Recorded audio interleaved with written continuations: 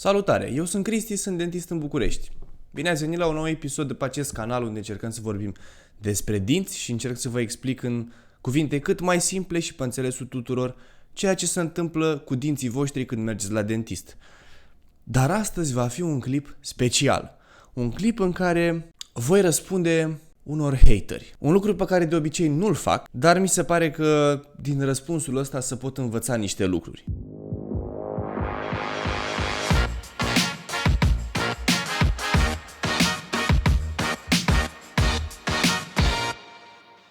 Hai să trecem direct la subiect. Am postat acum 3 săptămâni un clip care se numește Cât costă 4 dinți din porțelan. Am descris acolo manopera pe care am făcut-o în foarte mare detaliu, după care la final am considerat că ar fi util pentru audiența mea să știe că acei 4 dinți din porțelan plus tratamentele de dinainte de a pune acele coroane, practic pregătirea dinților ca să primească acele coroane, totul costă undeva la 1500 de euro. Acum, nici măcar nu vreau să comentez de Cristi, data viitoare abține-te de la englezisme. Sunt de prost gust, numai bine. Am citit toate comentariile, dar văd că doctorul nu are habar să dea măcar un răspuns la cineva. Ce liniuță-i săraci, fără servici cum sunt eu, ce facem oare? Vai de steaua noastră, auzi? 1500 de euro. Sunt din aur? Roman Abramovich owns a 1.5 billion yacht. Domnul Roman Abramovich are un yacht de 1,5 miliarde de dolari. Domnule Roman Abramovich, ce liniuță-i săraci ca mine care nu-și permit un yacht de 1,5 miliarde, ce fac? Să plimbă cu barca din lemn pe siret?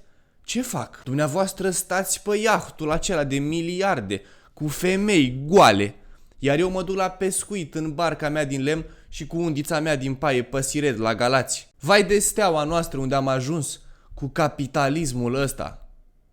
Capitalism, sistem social, economic și politic ideologic bazat pe proprietatea privată, piața liberă și libertatea de acțiune. Ajungem la domnul Florin, preferatul meu. Domnul Florin este protagonistul acestui clip. 1500 de euro? Piu! O excursie în Turcia cu avionul și minim 6 dinți de porțelan costă între 7-800 de euro, iar lucrarea este foarte bună. Cunosc eu caz concret. Deci cunoaște dânsul caz. În Ungaria este cu 70% mai puțin, tot porțelan. Cu 1650 de euro, nevastă mea și-a pus toată partea de sus și jos, aproape jumătate. Deci în România este cumva salariul mediu de 3000 de euro și nu mai sunt eu la zi cu acest fapt? Tare mi-aș dori să înțeleg relevanța salariului mediu pe economie în raport cu prețurile din stomatologie. Tare mi-aș dori. Dr. Apa, care lucrează în New York și în Dubai, pune fațete cu 4000 de dolari. Una. 20 de fațete, un complete smile makeover, 80.000 de dolari. Domnul meu Florin, cât ar trebui să fie salariul mediu pe economie în America pentru ca această sumă de 80.000 de dolari să vi se pară ok, raportată la salariu? Domnule Florin, vă felicit că ați găsit acea clinică în Turcia unde soția dumneavoastră și-a făcut dinții cu 1650 de euro. Sunt convins că este o lucrare de calitate și sunt convins că va dura foarte mulți ani. Mă bucur pentru dumneavoastră, sincer, fără absolut nicio ironie. Ceea ce totuși nu înțeleg de ce vă frustrează ceea ce se întâmplă în ograda altuia. Nu este suficient că ați găsit dumneavoastră clinica aia, nu e suficient să vă bucurați că ați găsit un preț, un raport calitate-preț ok pentru dumneavoastră. De ce trebuie să consumați timp și energie și să vă încărcați cu energie negativă ca să vă uitați în ograda altuia să spuneți ce 1500 de euro? Păi cu banii ăștia îmi luam și un Logan, mă duceam și la plajă în Turcia. Dar asta e boala românilor, să se uite în ograda altuia și să compare. Uite ce are ăla, au ce casă și-a făcut ăla, invidie, dușmănie, ură, au ce mașină și-a luat ăla. Sigur fură, sigur a avut pile. Domnule Florin, trăiți într-o lume liberă. Capitalism presupune libertate de acțiune, piață liberă. V-am citit definiția mai devreme. V-am obligat eu să veniți la mine? V-am băgat eu mâna în buzunar? V-am tâlhărit? V-am pus în fața faptului împlinit, cu dinții făcuți și cu banii luați, înainte să vorbim despre sume? Vă încărcați cu energie negativă și vă pierdeți timpul? Ca și mine, de altfel. Sunt un artist în pierdutul timpului, cum ar fi pierdutul timpului acum, când vă răspund dumneavoastră la acest comentariu, dar vă răspund în speranța că poate alții care vor urmări clipul ăsta vor învăța ceva. Deci poate nu va fi o pierdere de timp. Vă pierdeți timpul în loc să vă concentrați pe lucruri esențiale în viață, cum ar fi să faceți ceva de calitate și valoros cu timpul dumneavoastră, cum ar fi să contribuiți la o comunitate mai bună, la o lume mai bună, să fiți un community contributor în domeniul dumneavoastră de activitate, să îmbunătățiți cu ceva, să aduceți un plus de valoare, în loc să comentați hatereală la clipurile altora. Dar ăsta e românul, frustrat, veșnic nemulțumit, negativist și conspiraționist. Lasă, domnule, că am văzut eu ce să face. Nu se mai face, domnule, ce să făcea odată. Pe vremea lui Ceaușescu, ia uite, s-a făcut metrou. Dar probabil că astea sunt cicatricile comunismului, doar că nu reprezintă o scuză, pentru că sunt mulți părinți, mulți oameni în jurul meu mai în vârstă ca mine, care s-au ridicat din același loc, de unde ați fost și dumneavoastră, adică din comunism. Dar ăștia sunt oameni care s-au adaptat timpurilor și care au găsit cheița aia care deschide cutia în care se află bucățica aia de carne de sub craniul dumneavoastră. Și tot domnul nostru Florin, care citește comentariile de pe YouTube și dă reply la comentariile altora de pe YouTube, vezi să nu, că doar este transparent, nu? Că am zis eu în clip, gen, că sunt transparent, că vă zic cât costă. Domnule Florin, reprezintă o plăcere pentru mine să vă demontez fiecare argument. Sunteți la un click distanță de a afla pe www.d-hub.ro lista noastră de prețuri. Veți spune că nu v-a zis nimeni site-ul, dar erați la un click distanță de a apăsa pe descrierea clipului, unde găseați toate informațiile necesare pentru a ne găsi. Mesaj valabil și pentru pacienții care scriu: doctore, ai un cabinet în București unde poți fi găsit? Ești la un click distanță. Nu am timpul necesar să vorbesc cu fiecare în parte și să vă programez pe fiecare în parte. De aia aveți internet, un site pe care vă puteți programa singuri, puteți suna, vă răspunde Irina, vă răspund colegii mei. Revenim la domnul Florin. Sunteți la un click distanță de a afla lista noastră de prețuri, dar ca să facem să fie un pic mai interesant clipul ăsta și să vedeți cât sunt de transparent, hai să vă dau niște scoruri ca să vi se înroșească un pic capul. De exemplu, un sinus lift poate costa 500 de euro. O adiție de os poate costa între 500 și 1000 de euro. Un implant poate costa 600 de euro, iar o coroană pe implant poate costa undeva la 400 de euro. Dacă o să faceți o socoteală aproximativă, o să vă dați seama că un dinte, în cel mai rău caz, vă poate costa 2500 de euro. Obraznic. Cum vi se pare asta în raport cu salariul mediu pe economie? Dar să vă pun altă întrebare. Știți cam câți ani ar trebui să stați fără să vă tratați problemele dentare ca să ajungeți să vă coste un dinte 2500 de euro? Și aici unde mai e problema? Că trebuie să găsim un vinovat. Bineînțeles, că așa e românul. Găsește întotdeauna vinovați și nu-și asumă niciodată responsabilitatea asupra ceea ce îi se întâmplă în viață. Sistemul de educație, domnule, nu ne învață nimeni în școli să fim preventivi, să mergem la dentist regulat odată la 6 luni și ajungem în situația în care ne costă un dinte 2500 de euro.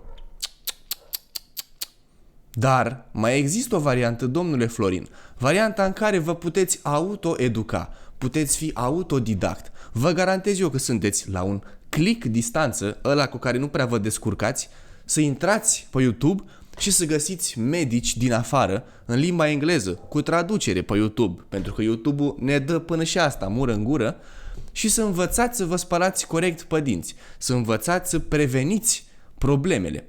O să găsiți și pe canalul de YouTube Dentistry Hub o grămadă de clipuri despre cum să folosim corect ața dentară, cum să ne spălăm corect pe dinți. dau tot cea mai bun ca dumneavoastră să n-ajungeți să plătiți 1650 de euro pentru dinții soției dumneavoastră.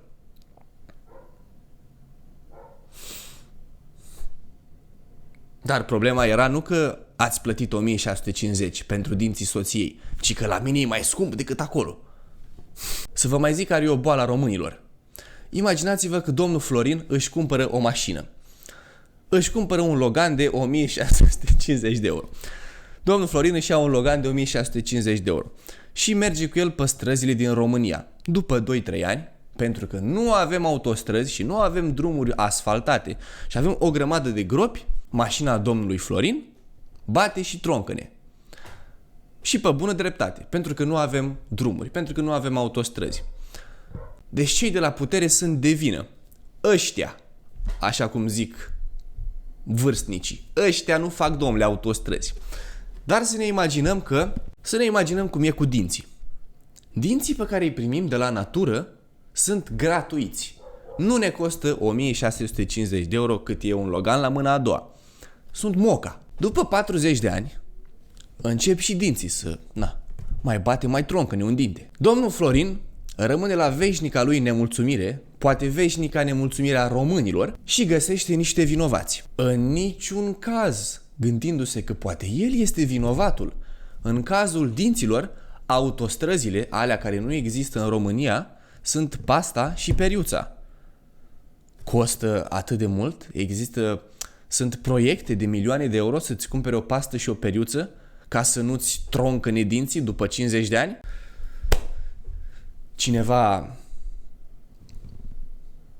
Cineva cu o gândire corectă ar putea spune că soția dumneavoastră poate nu a avut cea mai bună igienă dentară și nu este singura. În situația dânsei sunt convins că există mulți alți oameni care nu au avut de unde să procure informația asta despre educația stomatologică.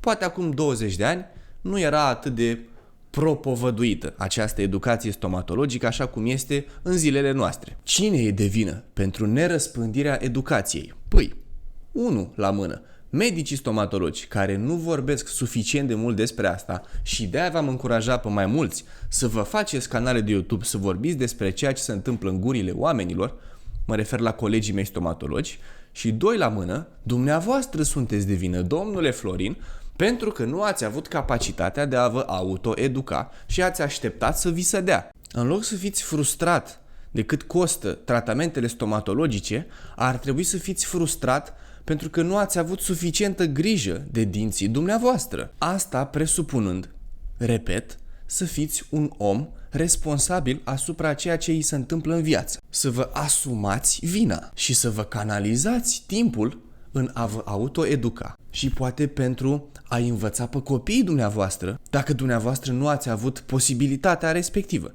dacă dumneavoastră nu ați avut cunoștințele necesare pentru a vă păstra toți dinții. Cum ar veni să încercați să creați o lume mai bună în bucățica dumneavoastră acolo, în familia dumneavoastră?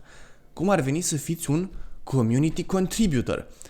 În loc să vă canalizați timpul încărcându-vă cu energie negativă și comentându-mi mie, intervenind în viața mea, unde eu încerc să contribui la o lume mai bună. Urăsc oamenii, detest oamenii ăștia care găsesc probleme și care zic, domnule, nu se mai face cum se făcea odată, numai probleme scot în evidență, dar nu vin cu soluții. Canalizați-vă timpul pentru a fi activ, pentru a face ceva în bucățica voastră acolo, cât e ea de mică, în domeniul vostru, unde munciți voi. În loc să scrieți 1650 de euro și a făcut nevastă mea dinții, toată gura, și ăsta cere 1500 pe 4 dinți. Doctore, te rog, fă un film despre câte bonuri dați voi când luați banii de la pacienți. Îți spun eu. Știe domnul, da? Știe mai bine ca mine. Îți spun eu că după taximetriști, voi medici stomatologi sunteți cei mai mari evazioniști din România. Ăsta nu mai e domnul Florin. Domnul nostru Grigore, să-l numim, a fost, probabil, la un medic stomatolog, în ce oraș o fi fost el, și nu a primit bon. Altă boală a românilor este generalizatul. Așa sunteți, domnule, toți dentiștii, nu dați bonuri după ce a avut o experiență. Toate-s la fel, domnule, toate femeile-s la fel, ar spune un bărbat misogin. după ce a avut o experiență urâtă cu o femeie în viața lui. Ce vă ziceam de ograda altuia? Îl doare pe domnul Grigore că nu dăm noi bonuri. Domnul Grigore, de-abia aștept să vă demontez și argumentul ăsta. Hai să vă arăt un teanc de bonuri.